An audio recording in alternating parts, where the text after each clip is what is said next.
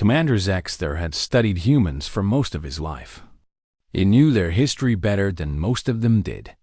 He had watched recordings of their wars, analyzed their weapons, and read reports from observers who had hidden in their asteroid belt for 300 years. Everything pointed to one simple truth. Humans were the most dangerous species in the galaxy. The data was clear. Humans had fought each other for thousands of years.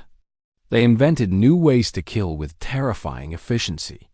They built weapons that could destroy their entire world, then built more. They poisoned their air, burned their forests, and hunted their own planet's creatures to extinction, all while fighting each other for resources, beliefs, and simple hatred.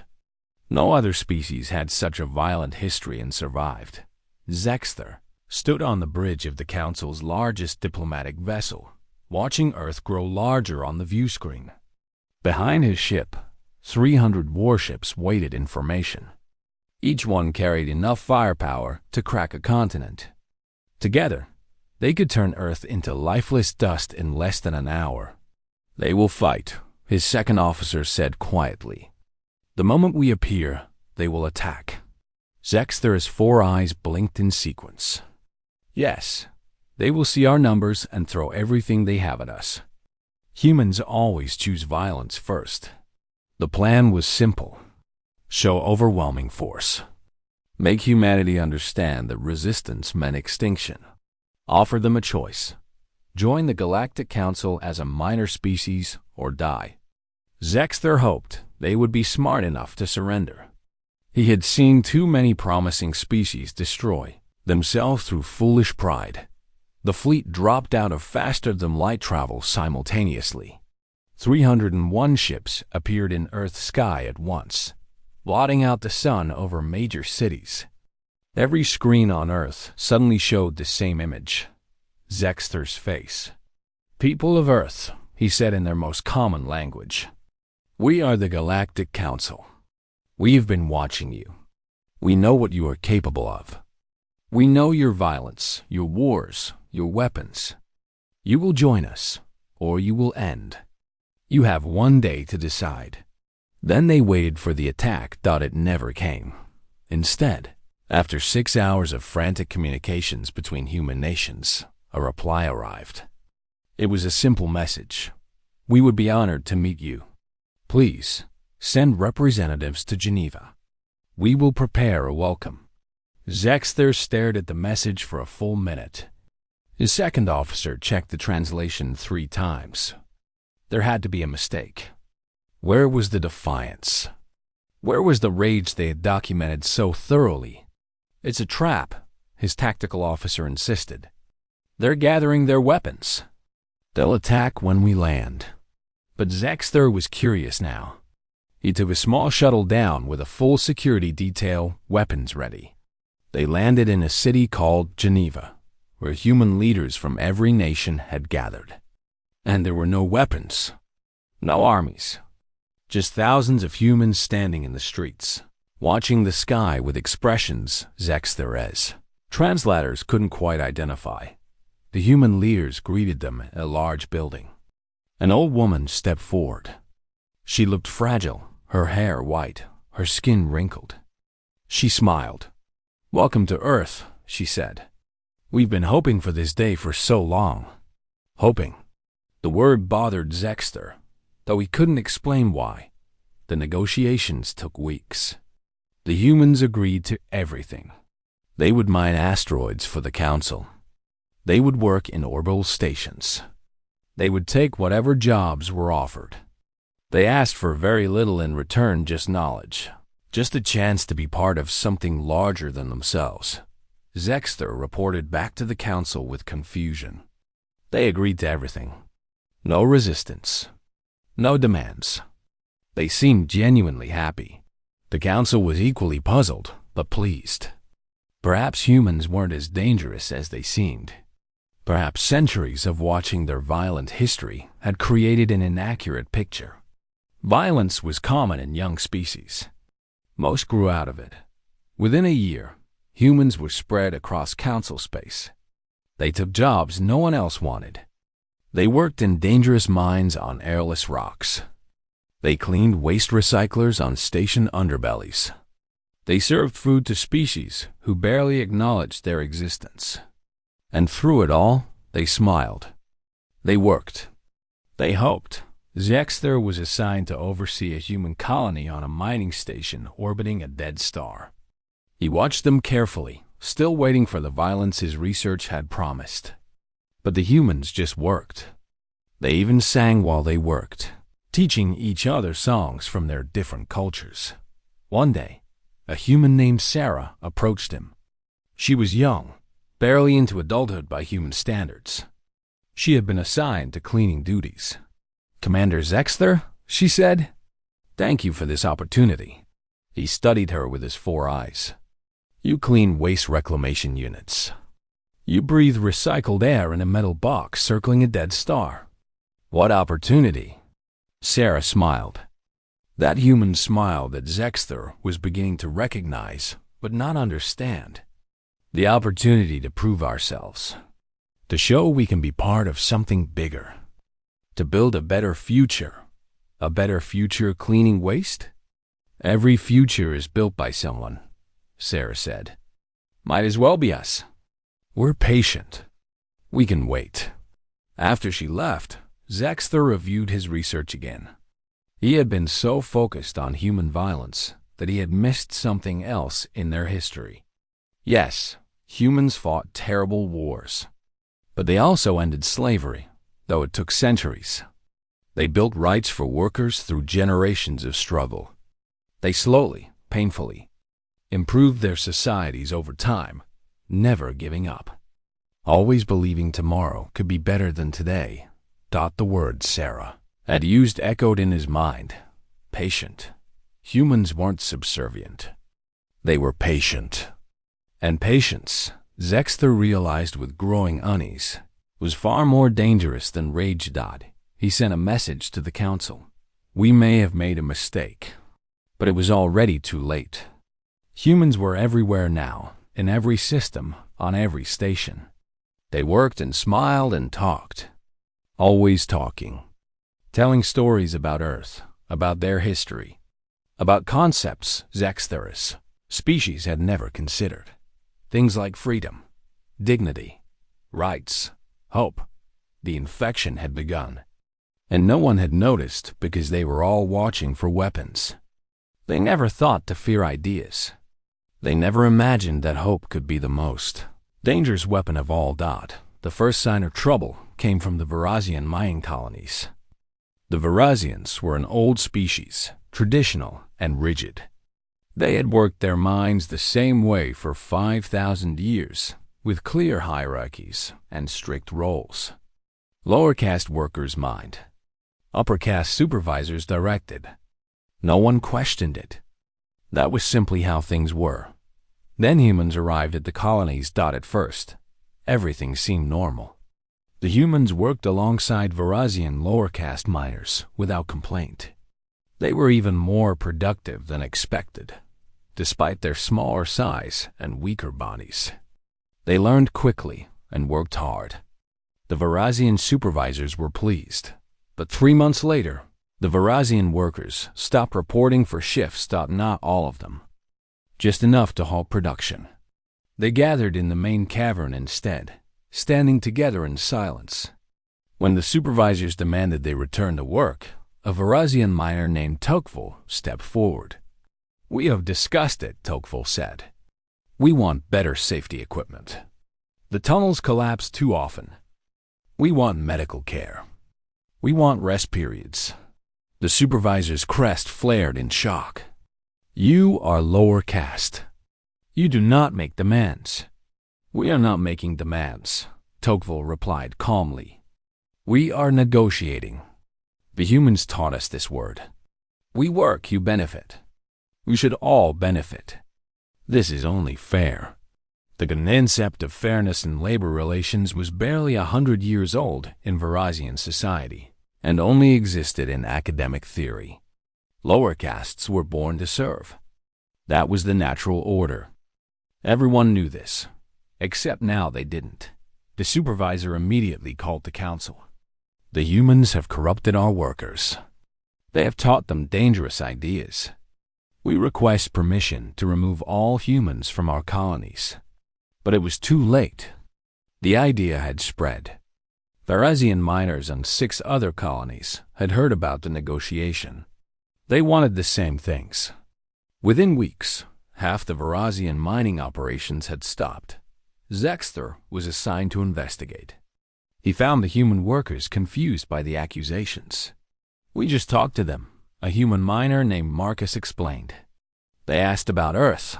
We told them stories about unions, about workers' rights movements, about how our ancestors fought for better conditions. Just history. Just conversation." "You taught them to resist," Zexter said. Marcus shook his head. "We taught them that things can change." "That's not the same thing." But it was exactly the same thing, and Zexter knew it. The situation grew worse. On the Kethran agricultural worlds, something even more disturbing happened. The Kethrans had practiced slavery for 10,000 years. It was the foundation of their civilization. Slave labor grew their food, built their cities, and maintained their infrastructure. Slaves were property, genetically marked and legally owned. Humans were assigned to work alongside Kethran slaves in the fields. The council thought it was appropriate humans were barely above slave status themselves. After all, a human woman named Chun worked next to a Kethran slave named Rixtol for 2 months. They talked while they worked. Chun told Rixtol about Earth's history with slavery, how it had been abolished, how people had fought and died for freedom. She told him about the Underground Railroad, about Harriet Tubman, about people who risked everything to help others escape bondage. "But we cannot escape," Rixtol said. "We have control collars. If we leave our assigned areas, the collars activate. We die." "Yeah," Chun said quietly. "We had stuff like that too. Different methods, same purpose. But people found ways around it. People always find ways." She didn't tell him how to remove the collar. She didn't give him tools or weapons. She just told him stories.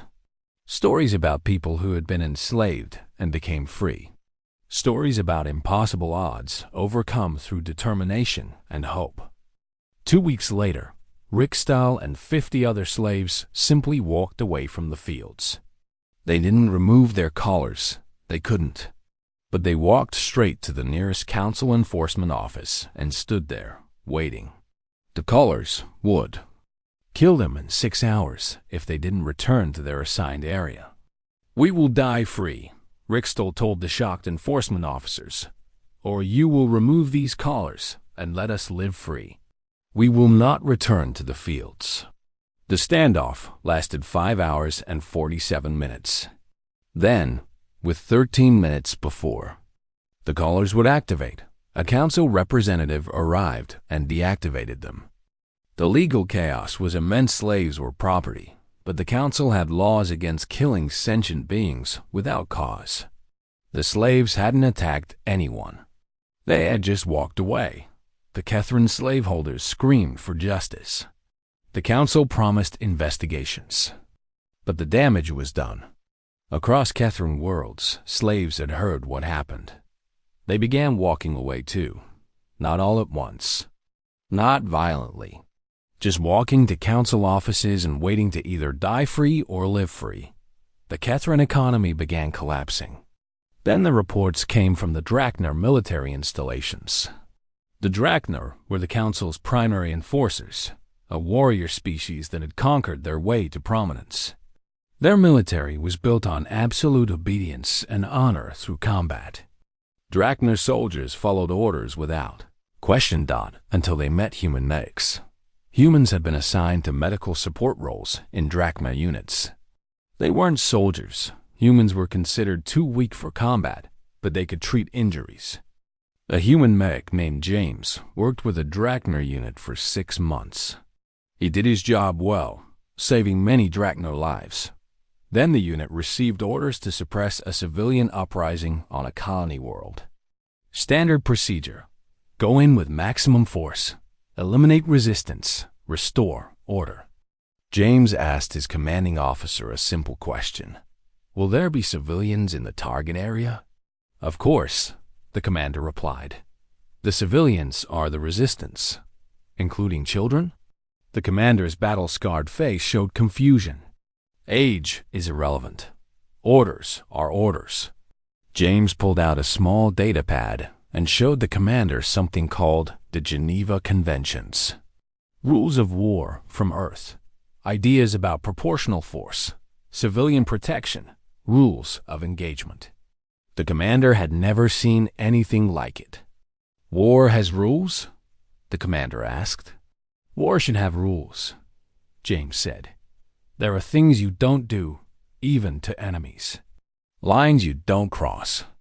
Not because you're weak, but because you're strong enough to show restraint.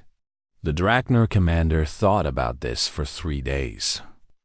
Then, when his unit arrived at the colony, he ordered his soldiers to use minimum force, to avoid civilian casualties, to accept surrender, to show mercy. Half his unit obeyed. The other half reported him for cowardice, but the soldiers who obeyed started talking to soldiers in other units. About rules.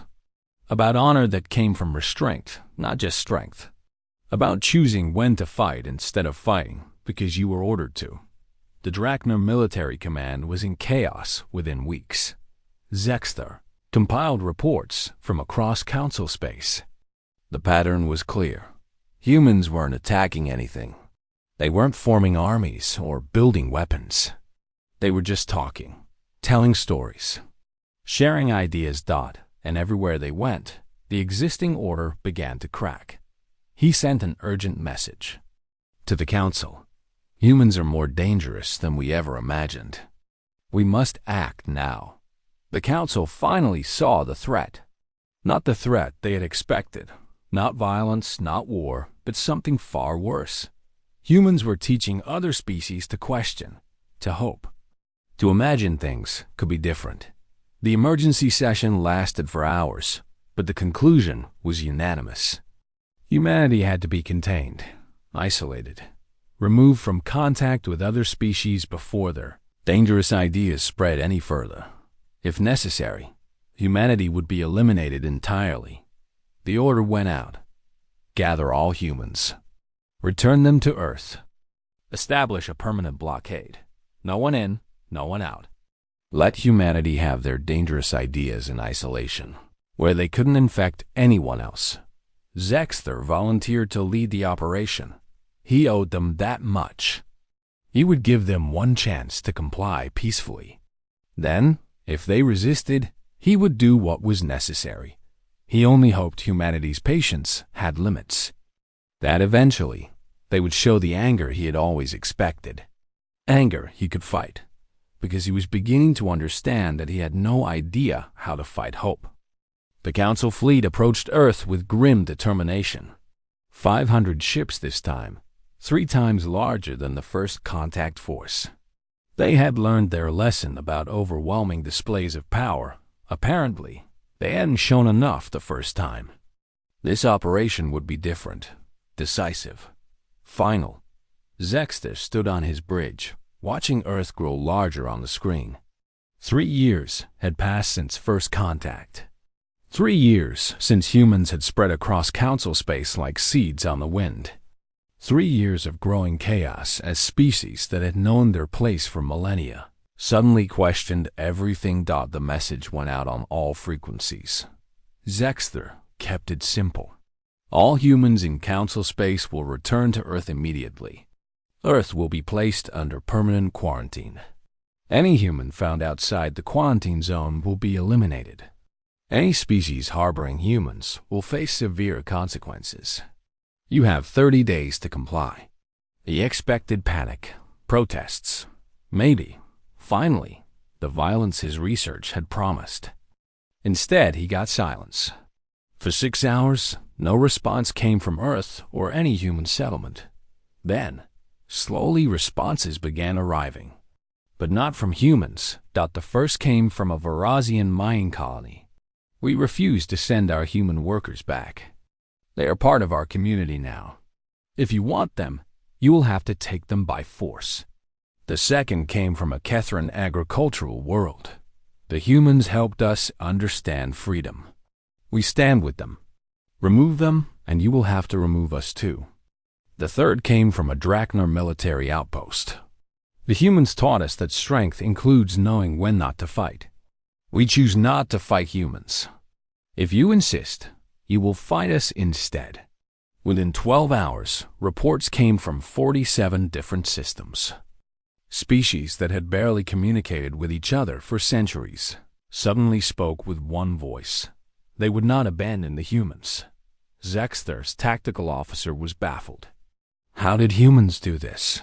They have no weapons, no ships, no power. How did they make entire species defend them? They didn't make anyone do anything, Zexthar said quietly. They just showed them a different way to live. And now those species can't unsee it. The council convened an emergency session. The debate lasted for days. Some members wanted to back down, to negotiate, to find a compromise. Others insisted this was exactly why humans were so dangerous. They had corrupted other species with their poison ideas. If the council showed weakness now, their entire civilization would collapse. The hardliners won. The order was clear. Proceed with forced relocation. Use whatever force is necessary. Any species that interfered would be considered hostile to the council itself. Zexthar's fleet moved toward Earth. As they approached, they found something impossible. Thousands of ships had gathered in Earth's orbit. Not warships, these species barely had military forces anymore, having relied on the Council's Draknar enforcers for centuries. These were civilian vessels, transport ships, mining barges, even pleasure cruises. They formed a loose barrier around Earth, defenseless but present. And on Earth itself, the sensors showed massive gatherings, not just humans. Representatives from dozens of species had come to Earth, standing together in cities across the planet. They weren't armed. They weren't in bunkers. They just stood there, visible and vulnerable, as if daring the council to kill them all. Zexthar's second officer was shaking. "Sir, we can't. Those are council citizens down there. If we fire, we'll be killing our own people." "That's the point," Zexthar said bitterly. "They know we won't kill them. The humans taught them civil disobedience." He opened a channel to Earth. An elderly human woman appeared on his screen. She looked familiar, and after a moment, he remembered she had been at the first meeting in Geneva 3 years ago. Sarah, her name was. She had aged visibly, but her eyes were still bright. "Commander Zexthar," she said warmly, as if greeting an old friend. "It's good to see you again." "I have orders to remove all humans from council space," he said. "By force if necessary." "I know," Sarah replied. "We expected this. You're afraid of us. We fear what you're doing to our civilization." Sarah nodded. "Change is frightening. We understand. We were frightened too when we realized we weren't alone in the universe. Frightened you would destroy us. But instead of letting fear control us, we chose hope. Your hope is destroying thousands of years of stability." "No," Sarah said gently. "Your stability was already broken. We just showed people the cracks. You built your civilization on inequality, on some species serving others, on rigid hierarchies that never change. That's not stability. That's just slow suffering." Zexthar felt something unfamiliar anger. Real anger, for the first time in years.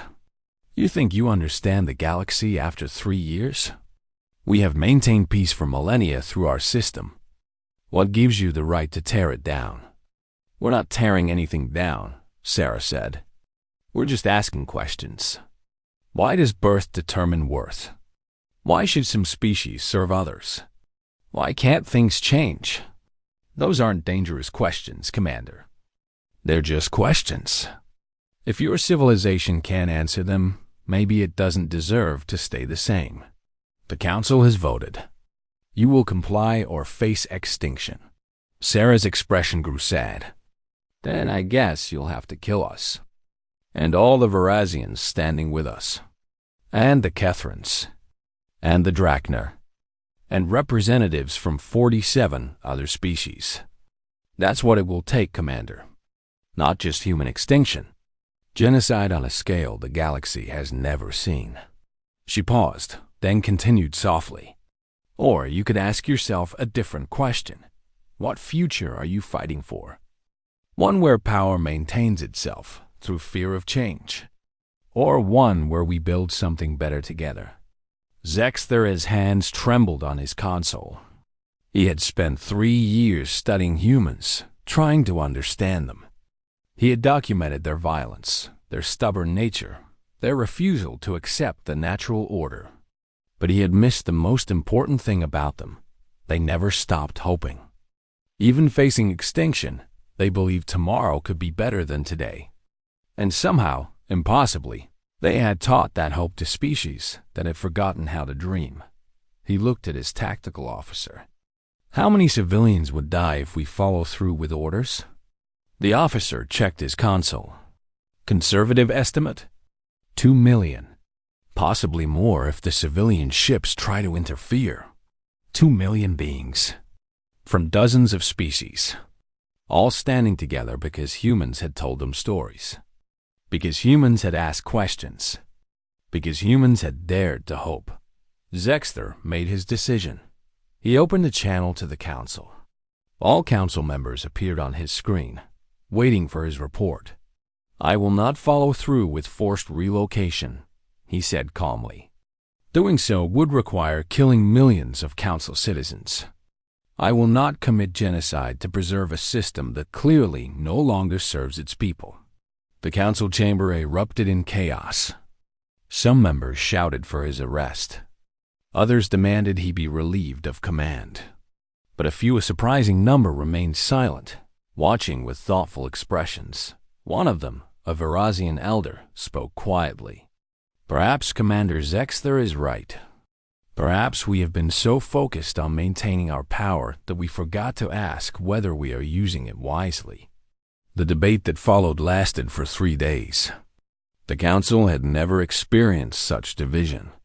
For the first time in recorded history, members openly questioned the fundamental structure of their government. Finally, a vote was called.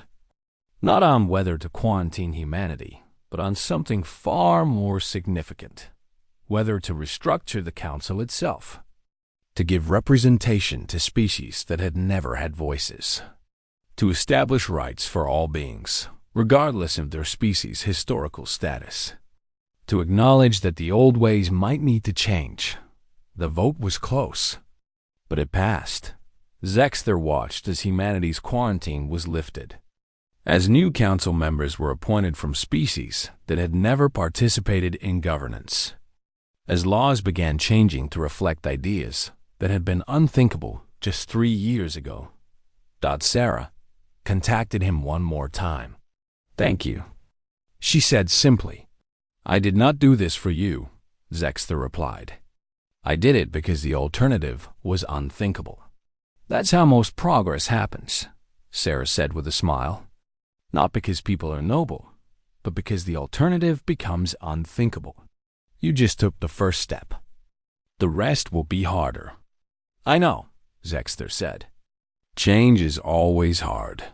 But worth it, Sarah said. You'll see. The galaxy you build together will be better than the one you were trying to preserve. It always is, when you let hope lead instead of fear. After she disconnected, Zexther stood on his bridge for a long time, looking at Earth. 3 years ago, he had come to this planet expecting war. Instead, he had found something far more powerful than any weapon. The dangerous, impossible, unstoppable force of people who believed things could be better. Who refused to give up. Who spread hope like a plague wherever they went. The humans had been right. The council had feared their anger. Anger would have been simple. Anger burned hot and fast, then faded. But hope? Hope was patient. Hope was persistent. Hope spread quietly, changing one person at a time, until suddenly everything was different. The galaxy would never be the same. And as Zexter watched his fleet begin to disperse, returning to a galaxy that was already transforming, he realized something surprising. He was glad that 20 years had passed since the vote that changed the Galactic Council. Commander Zexter, now retired from military service, walked through the newly renamed Unity Station, which orbited Earth. The station had once been a simple diplomatic outpost. Now it housed the Reform Council's central governing complex. Relocated from the distant core worlds to orbit humanity's home planet, a symbolic choice that still annoyed the traditionalists. Thought everything had changed. Everything was still changing. Zexter passed through corridors filled with beings from hundreds of species, all working together. A Verazian administrator discussed policy with a former Kethran slave who now served as a council representative. Drachner soldiers provided security alongside human peacekeepers, their weapons rarely needed anymore. Children of a dozen species played together in the station's central plaza, laughing in a mixture of languages. It should have been chaos. Instead, it was messy, complicated, and somehow functional. Progress, the humans called it. He was meeting Sarah today. She had requested his presence, though she wouldn't say why. He found her in a small cafe overlooking Earth, sitting at a table with several others. She had aged significantly. Humans had such short lifespans, but her eyes still held that unsettling brightness. "Commander," she greeted him warmly. "Thank you for coming. Please, sit." He settled into a chair designed for his species' physiology. "I am no longer a commander." "Once a commander, always a commander," Sarah said. "Besides, I wanted you to meet some people." She gestured to her companions. A young Verazian named Tekvar, whose lower caste markings had been ceremonially removed years ago. A middle-aged Kethran called Rikstal Zexter recognized the name from reports. The first slave who had walked away from his collar. And a Drachner warrior named Kreshtalk, who bore scars from the civil war that had split the Drachner military during the Reformation. "We wanted to thank you," Tekvar said, "for choosing conscience over orders 20 years ago." Zexter shifted uncomfortably. "I simply chose the option that resulted in fewer deaths." "You chose hope over fear," Rikstal corrected gently. "It was not easy. We know. Change never is. And it's not over," Kreshtalk added. "There is still resistance. Still those who want the old ways back. Still violence in some systems." "Yes," Zexter agreed. "The Craver sector still practices slavery in defiance of new laws. The Outer Rim colonies resist integration. 3 species have withdrawn from the Council entirely. Some days, I wonder if I made the right choice. If stability, even unjust stability, was better than this chaos." Sarah reached across the table and placed her small, fragile hand on his armored one. "You're thinking too short-term. Humans do that too sometimes, though we try not to. Let me tell you about Earth's history." She pulled up a holographic display showing Earth's timeline. "When we abolished slavery in our largest nations, it took a civil war. Hundreds of thousands died. Then it took another 100 years for the freed slaves to gain real equality, and honestly, we're still working on it. When we gave women the right to vote, it took decades of protests, arrests, and resistance. When we recognized workers' rights, people died in strikes and clashes. When we ended colonialism, wars erupted across continents." She expanded the timeline, showing centuries of struggle. Every single improvement to human civilization was messy, violent, and incomplete. Every step forward had setbacks. Every victory was partial. And yet, here we are. Better than we were. Not perfect. Never perfect. But better. "The galaxy is not Earth," Zexter said. "No," Sarah agreed. "The galaxy is bigger. More diverse. more complicated. So the process will be messier and take longer. But the principle is the same. You don't judge change by what happens in the first 20 years. You judge it by the direction you're moving. She changed the display to show current galactic statistics. Yes, some species have withdrawn, but 73 new species have joined the council, species that were never allowed membership before. Yes, there's still slavery in some sectors, but it's dropped by 60%. Yes, there's violence, but warfare between species has decreased by 80% because now they can resolve disputes through actual representation instead of Mike makes right. Tekvar spoke up. On my homeworld, lower castes can now enter any profession. My daughter is training to be an engineer. My daughter? That would have been impossible 20 years ago. I walked away from chains, Rickstall said, and now I help write laws that make those chains illegal. Not everywhere yet, but someday. Kreshtok gestured to the station around them. I fight alongside humans now. They taught me that strength without wisdom is just brutality. I teach that to young Drachner soldiers. Not all believe me, but some do, and they will teach others. Zexter looked at each of them, these representatives of the change he had enabled. But is it enough? The traditionalists grow stronger. There are rumors of a coalition forming, species that want to restore the old council. They say humans corrupted our civilization, destroyed our stability. Let me tell you something about humans, Sarah said, her voice growing stronger despite her age. We're not special. We're not unique. We just had one advantage. We learned early that hope costs nothing and changes everything. She leaned forward, her eyes intense. Every species in this galaxy has the capacity for change. You all had it before we arrived. We didn't give you anything you didn't already have. We just reminded you it was possible. We just showed you that asking why and what if wasn't dangerous. It was necessary. And now? Zexter asked.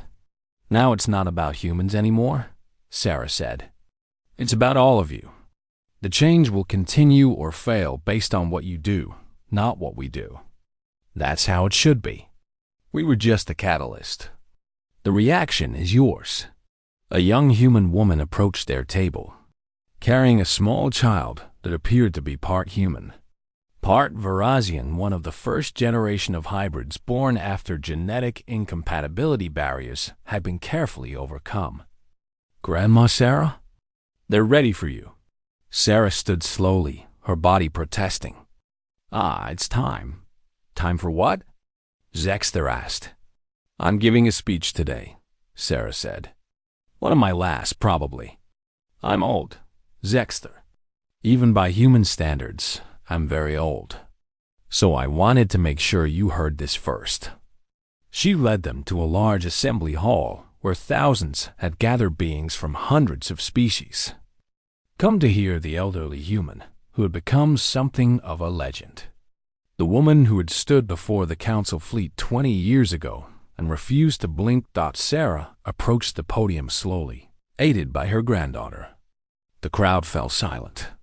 20 years ago, she began, her voice amplified across the hall. Commander Zexter made a choice. He chose hope over fear, peace over violence, possibility over preservation. But here's what I want you to understand. He didn't make that choice for us. He made it for all of you. She paused, gathering strength. Humans didn't save the galaxy. We didn't free anyone. Every being who chose to stand up, to question, to hope, they freed themselves.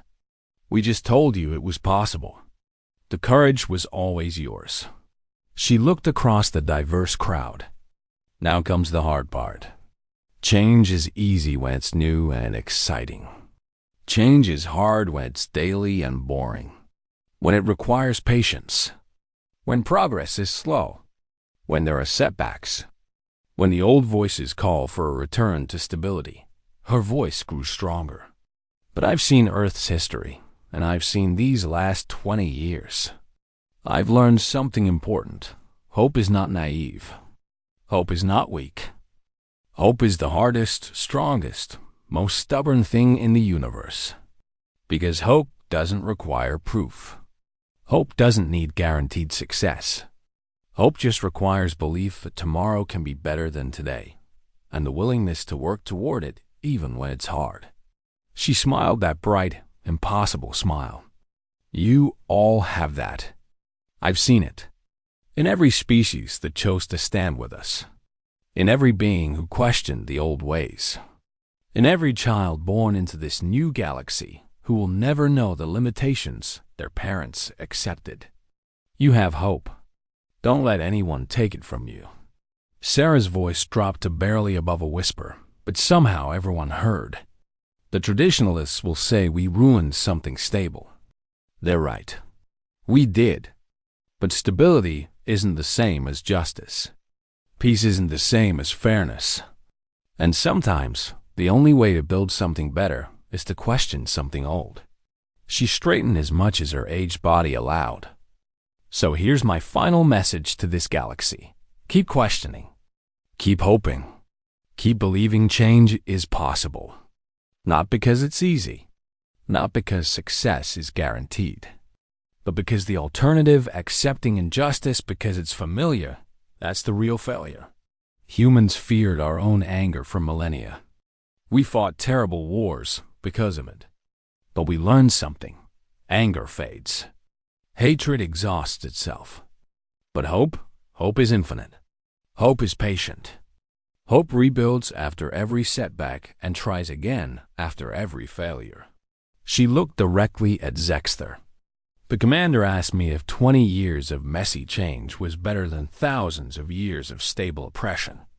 Here's my answer. Ask me in 100 years. Ask me in 1,000. Because change isn't measured in decades. It's measured in generations. And every generation that grows up believing things can be better will make them better. Sarah stepped back from the podium. Thank you all. For hoping. For trying. For building a future that none of us will live to see completed, but all of us can help create. That's what hope is. Planting trees you'll never sit under. Changing systems you'll never fully perfect. Making tomorrow better for people you'll never meet. The hall erupted in applause, not just from humans, but from every species present. Zexter found himself standing, his 4 eyes wet with tears he didn't fully understand. Later, after the crowd dispersed, Zexter found Sarah sitting alone, looking down at Earth. You're dying, he said quietly. It wasn't a question. Yes, Sarah replied. Soon. Humans don't last long, remember? But I'll die happy, knowing what we started. What if it fails? Zexter asked. What if the traditionalists win? What if everything reverts? Sarah smiled. Then it was still worth trying. Every moment of justice, however brief, is worth the effort. Every being freed, every question asked,